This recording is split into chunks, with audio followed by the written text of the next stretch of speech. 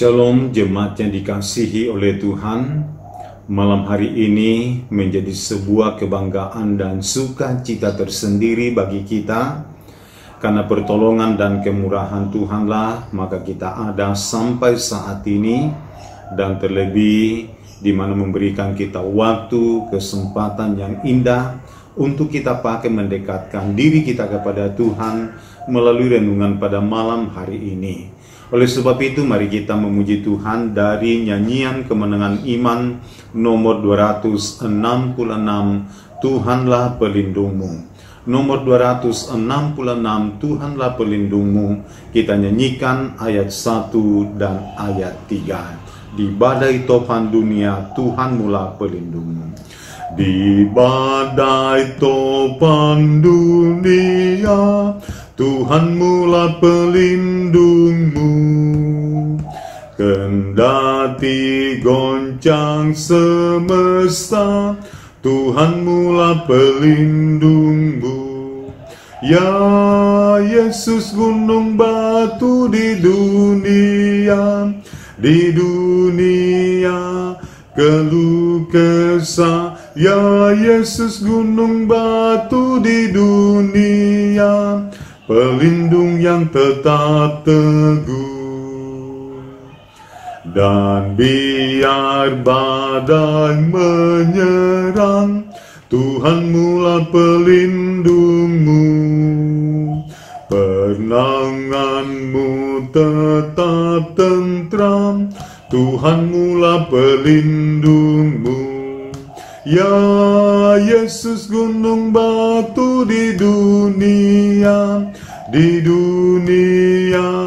keluh kesah. Ya Yesus gunung batu di dunia, pelindung yang tetap teguh. Mari kita berdoa. Betapa hati kami bersyukur dan berbangga di hadapan hadirat-Mu saat ini, memiliki Allah seperti Engkau, Allah yang peduli dan Allah yang selalu merancangkan apa yang terbaik dalam menjalani hidup kami di dunia ini.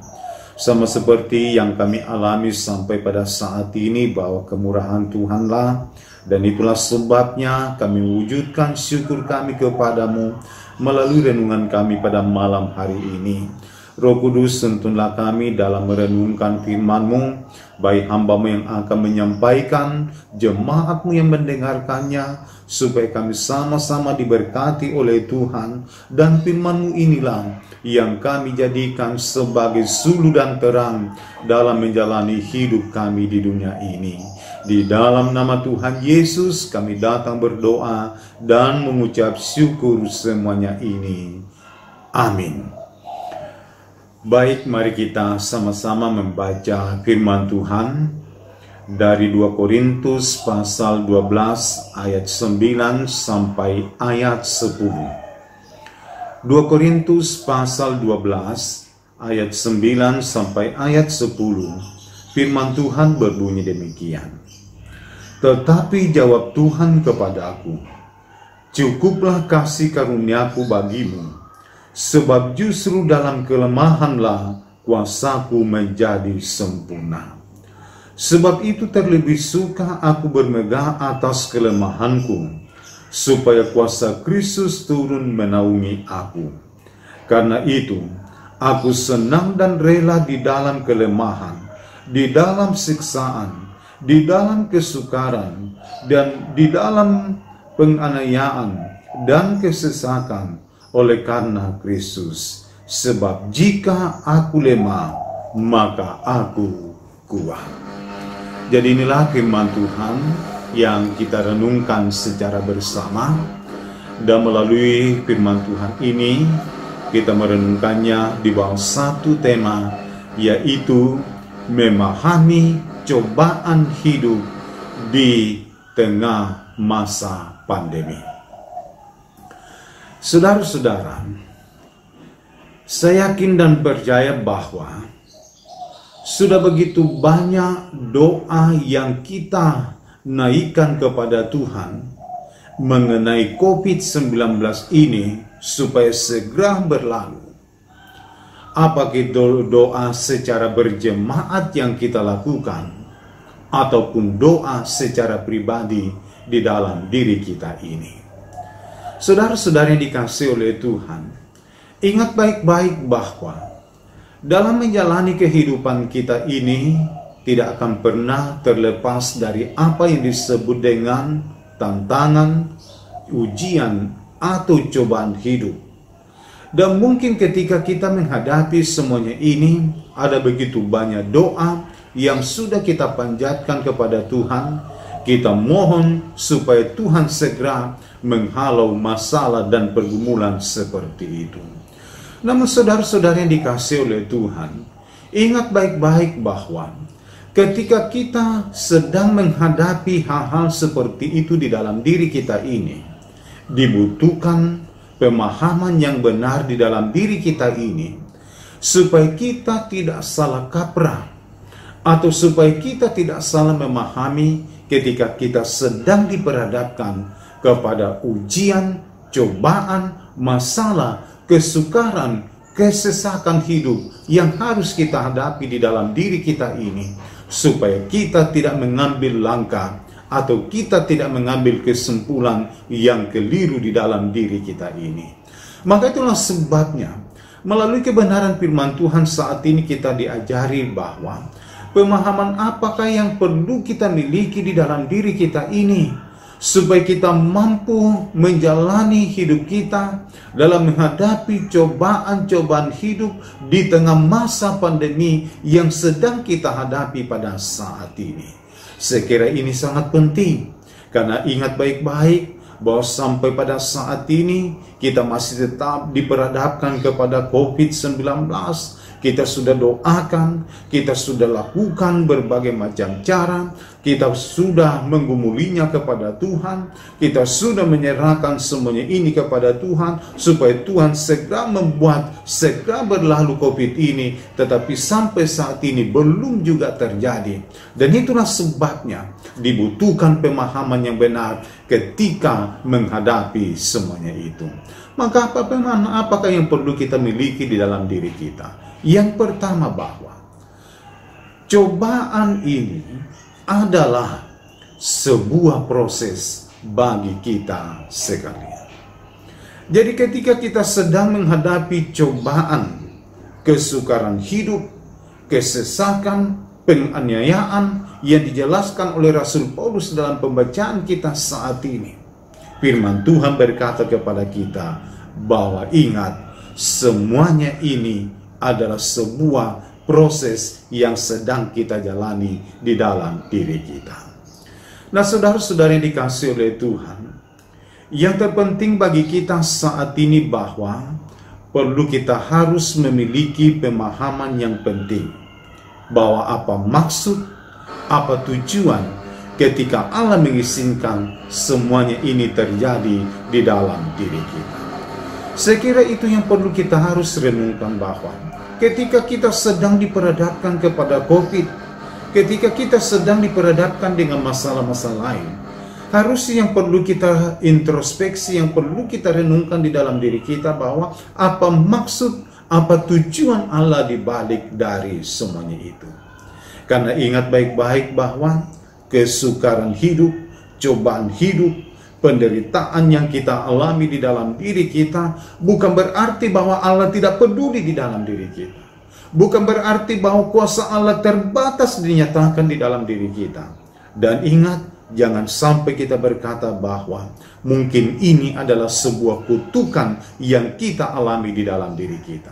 Saudara-saudara, ingat, bukan sebuah kutukan. Bukan berarti Allah tidak peduli bagi kita. Bukan kuasanya tidak bekerja secara sempurna di dalam diri kita. Tetapi ingat bahwa Allah sedang memproses kita untuk menjadikan diri kita sebagai pribadi yang matang, sebagai pribadi yang dewasa, sebagai pribadi yang tangguh, sebagai pribadi yang bertumbuh, atau sebagai pribadi yang semakin naik level dalam hidup beriman kita kepada Tuhan. Jadi saudara-saudara, dalam menghadapi pergumulan ini, dalam menghadapi setiap cobaan, jangan kita selalu berpikir bahwa oh mungkin Allah sudah tidak peduli, mungkin Allah sudah tidak memperhatikan kita. Memang kita sadari juga bahwa kadang kita ketika kita menghadapi masalah, mungkin karena kesalahan kita.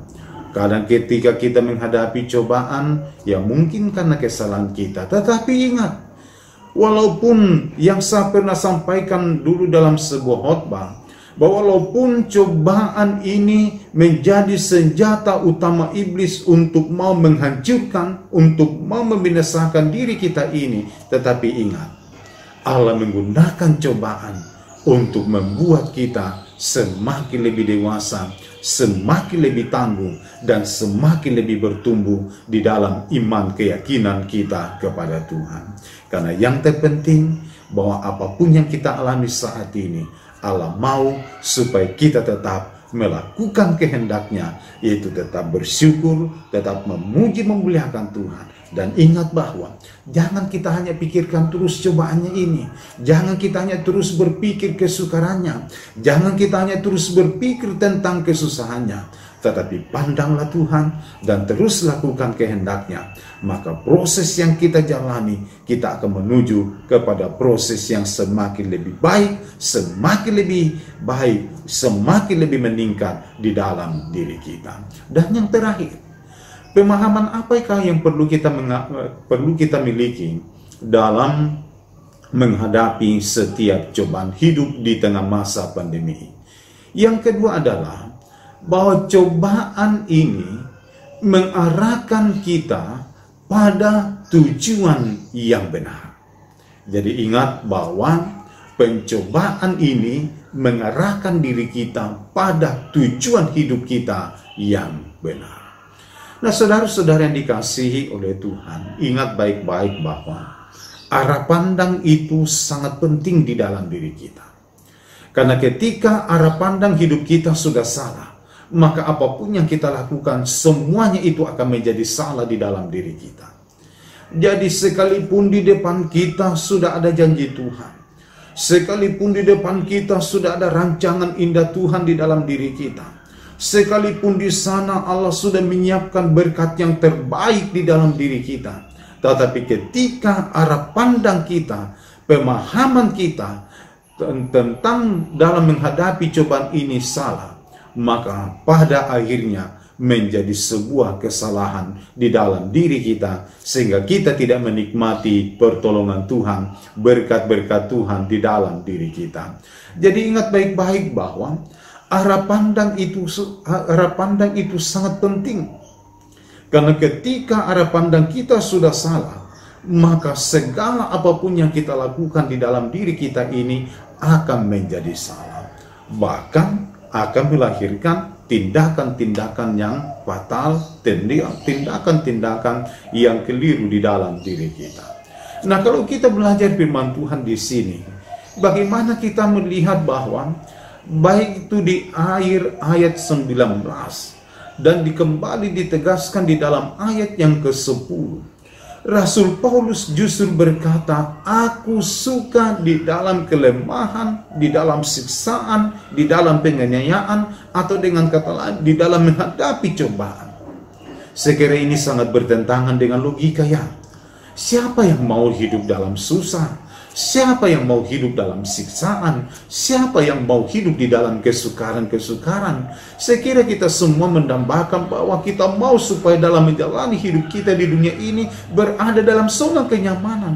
Tetapi berbeda dengan apa yang dikatakan oleh Rasul Paulus. Rasul Paulus berkata, terlebih suka aku hidup di dalam hal seperti ini. Kenapa?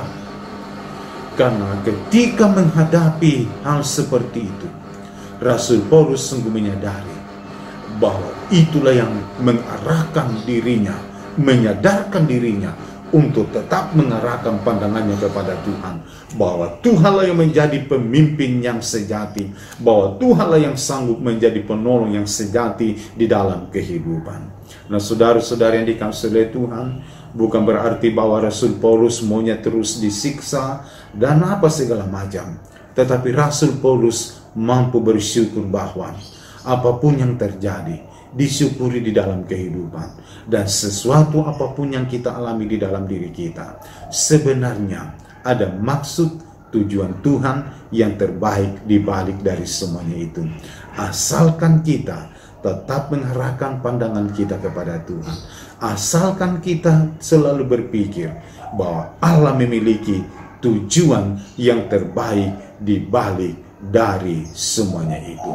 Maka itulah sebabnya ketika kita sedang menghadapi cobaan di masa pandemi ini, saudara-saudara, jangan mengeluh, jangan takut, jangan khawatir dalam menghadapi semuanya itu.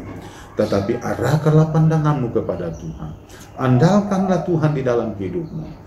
Walaupun pandemi ini membuat kita terbatas beraktivitas, walaupun pandemi ini membuat kita terbatas untuk bersosialisasi, untuk membangun hubungan dekat dengan sesama di dalam diri kita ini, tetapi ingat baik-baik bahwa di balik dari semuanya ini ada maksud, ada tujuan Tuhan yang lebih indah terjadi di dalam diri kita, asalkan kita memiliki pemahaman yang benar dalam menghadapinya, bahwa arahkan terus pandanganmu kepada Tuhan. Dan yang kedua, jangan mengeluh, sebab Allah sudah memiliki rencana yang terbaik di dalam kehidupan kita. Tuhan memberkati kita melalui firman-Nya saat ini. Amin. Baik, mari saudara-saudara kita mengakhiri renungan kita pada saat ini dalam doa, dan saya akan memimpin kita di dalam doa. Kita berdoa. Segala puji dan syukur kami datang persembahkan kepadamu saat ini Bapa, atas segala kemurahan dan kebaikan-Mu. Firman-Mu telah kami dengarkan untuk meneguhkan pengharapan kami di tengah masa pandemi, dalam menghadapi tantangan, dalam menghadapi pergumulan, dalam menghadapi cobaan-cobaan hidup, kesukaran hidup yang kami hadapi. Kami bersyukur Bapa di dalam surga atas segala kemurahan, atas segala tuntunan-Mu, atas segala kebaikan, dan atas segala berkat-berkat Tuhan dalam seluruh langkah, dalam seluruh perjalanan kehidupan kami. Tolonglah kami ya Roh Kudus, sehingga firman-Mu mampu kami lakukan dan kami jadikan sebagai pedoman dalam menjalani hidup kami di dunia ini, sehingga kami melangkah dalam sebuah kepastian, kami melangkah dalam sebuah keyakinan bahwa kami tampil sebagai pemenang-pemenang dari setiap perjuangan apapun yang kami hadapi. Bapa di dalam surga, saat ini kami datang berdoa, mendoakan untuk seluruh jemaat-Mu. Tuhan tolong dalam seluruh langkah perjalanan hidup, lindungi dan peliharakan supaya selalu dalam keadaan selamat. Dan terlebih ya Tuhan, dalam menjalani kehidupan kami di tengah masa pandemi, yang kami mohon kepadamu bahwa bentengi kami dengan kuasa darah-Mu, supaya kami semua terhindar dari wabah virus corona dalam menjalani hidup kami ini. Jemaat-Mu di tengah pekerjaan, lindungi mereka masing-masing, supaya mereka semua tetap kuat dan sehat dalam menjalani kehidupan oleh karena kuasa darah Yesus yang senantiasa membentengi diri mereka. Kami datang berdoa dalam berbagai kesibukan, aktivitas mereka masing-masing. Apapun yang mereka lakukan saat ini, Tuhan tolong, Tuhan pimpin, Tuhan berkati, sehingga melalui kesibukan atau pekerjaan yang dilakukan, berkat-berkat-Mu Tuhan semakin lebih lagi mereka nikmati, sekalipun kami berada di tengah masa pandemi. Sebab berkat-Mu yang dinyatakan kepada kami tidak akan pernah dibatasi oleh wabah virus corona ini. Bapa di dalam surga, kuatkan iman percaya kami dalam menghadapinya, supaya kami selalu hidup berserah, bersandar kepadamu Tuhan, bahkan terus mengandalkan Tuhan sebagai penolong yang sejati di dalam kehidupan.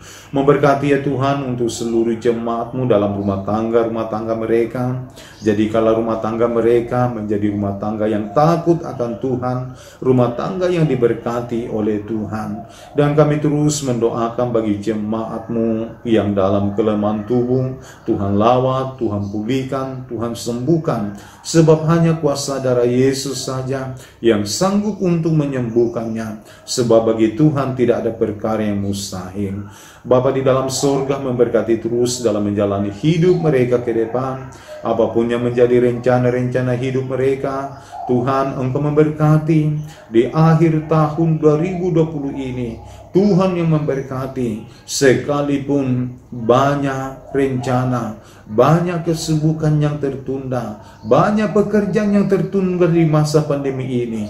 Namun kami yakin dan percaya bahwa rancangan-Mu Tuhan indah dan sempurna terjadi di dalam kehidupan kami.